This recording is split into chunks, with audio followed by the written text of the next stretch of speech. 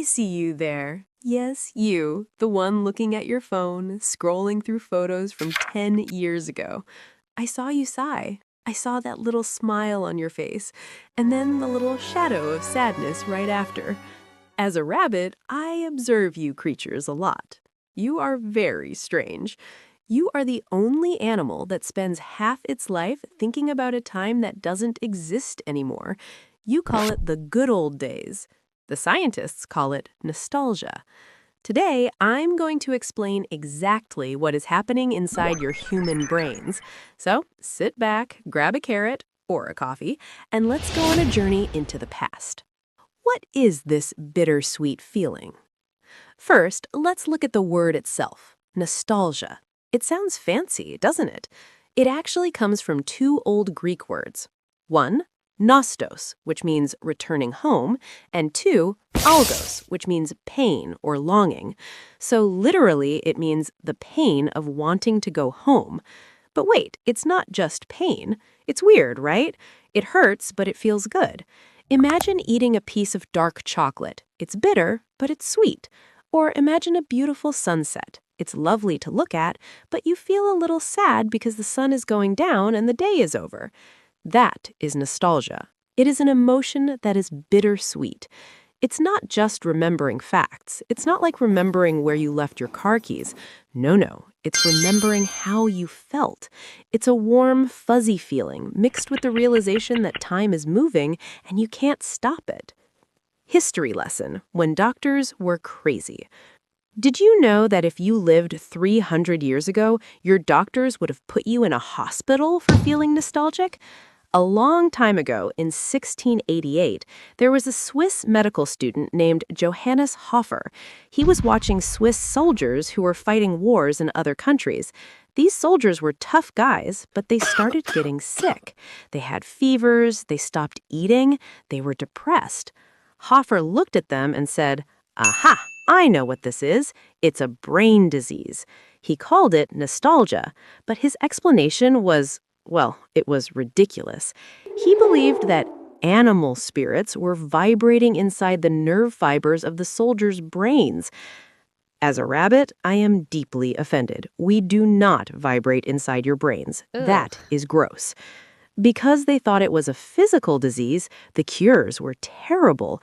They used leeches to suck their blood.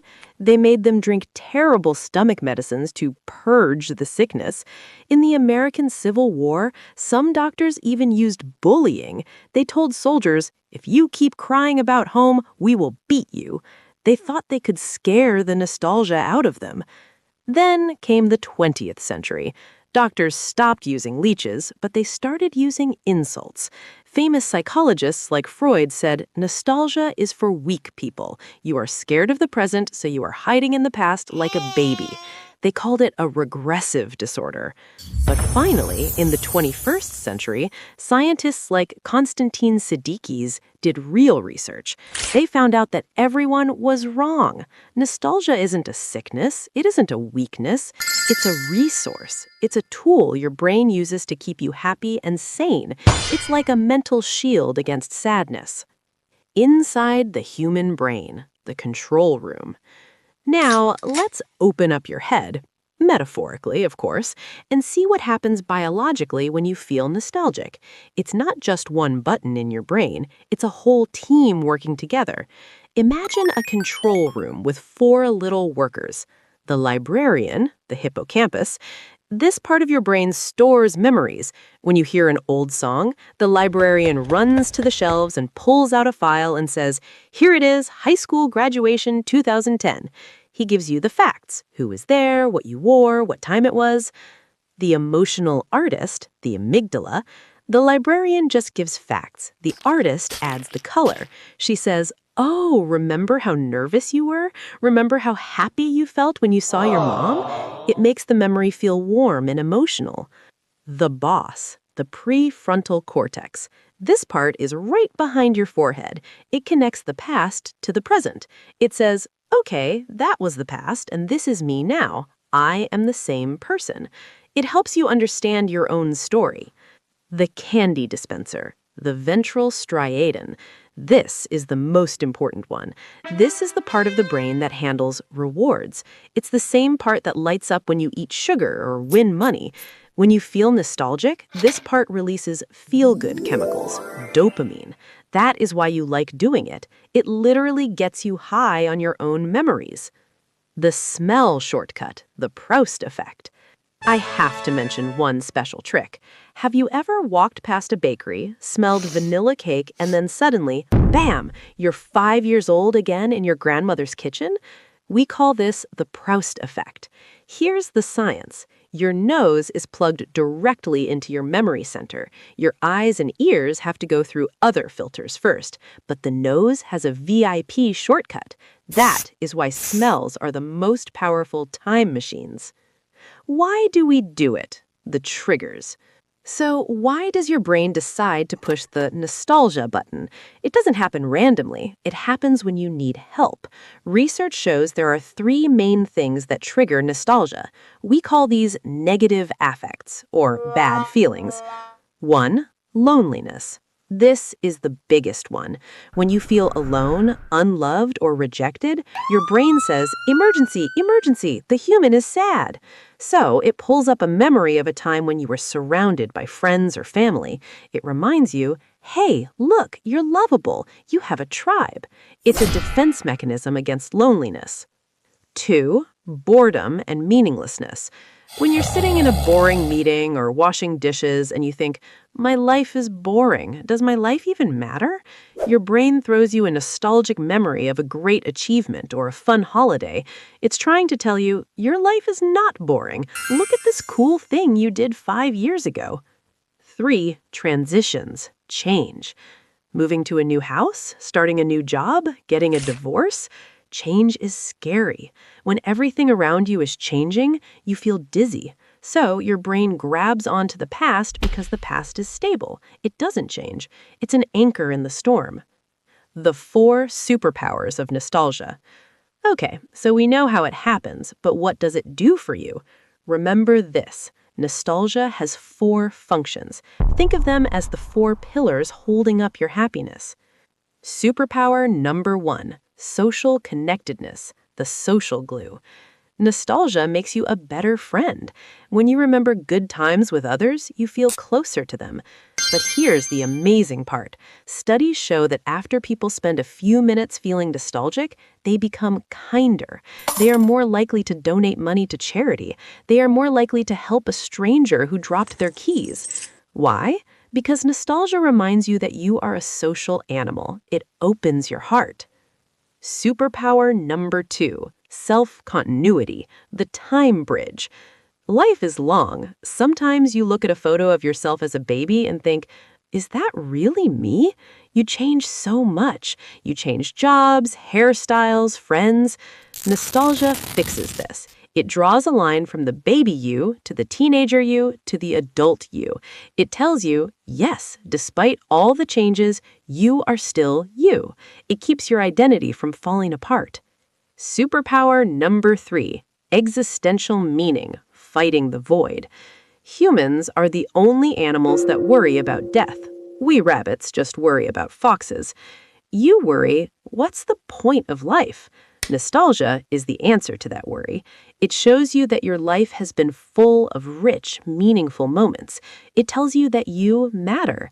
Studies actually show that people who are nostalgic are less afraid of death. Superpower number 4, the body warmer. This is real science. Researchers put people in a cold room. They asked half of them to think about a nostalgic memory, like a birthday party, and the other half to think about a boring memory, like grocery shopping. The people who thought about nostalgia actually felt physically warmer. They could tolerate the cold better. So, it seems our ancestors might have used memories to stay warm during long, cold winters. If you can't afford a heater, just think about your ex-girlfriend. Okay, maybe not that. The trap. Restorative versus reflective. Warning, warning, not all nostalgia is safe. You have to be careful. A smart lady named Svetlana Boym discovered there are 2 types of nostalgia. One is medicine, one is poison. Type A, restorative nostalgia. the poison. This is when you don't just remember the past, you want to rebuild it. You think, the past was perfect, the present is terrible. I must make everything exactly like it was in 1995.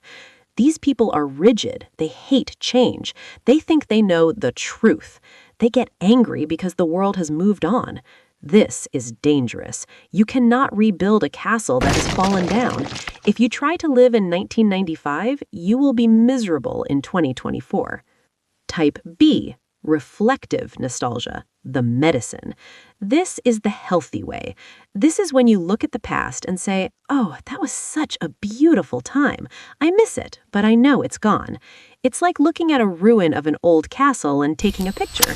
You appreciate the beauty, the cracks, the fading colors. You smile at the irony of time passing. This type makes you creative. It makes you tell funny stories. BB. Visit the past, enjoy the view, but don't try to build a house there. The we feeling, collective nostalgia. Before I finish, I must talk about the group. Nostalgia isn't just for individuals. It happens to whole generations. Marketing. Why do you think Disney keeps remaking The Lion King? Why do you buy vintage Nike shoes? Why do people love Stranger Things? Marketers know if they can trigger your collective nostalgia, you will pay money to feel that safety again. Politics. Be careful here. Politicians often use restorative nostalgia. They say, our country used to be perfect. Let's go back. They use your longing for the past to control your vote.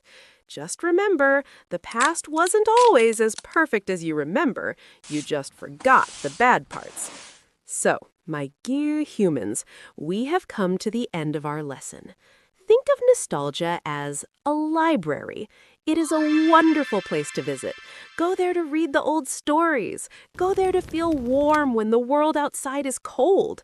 Go there to remember who you are. But you cannot sleep in the library. You have to walk back out the door into the sunlight. You have to live in today, because today is the day you are making the memories that you will be nostalgic about in 20 years. So, put down the phone, look at the people around you, create a bittersweet moment right now. Now, if you'll excuse me, I have a carrot to finish, and I'm feeling very nostalgic about the time it was a whole carrot 5 minutes ago. Thank you, and hop along now.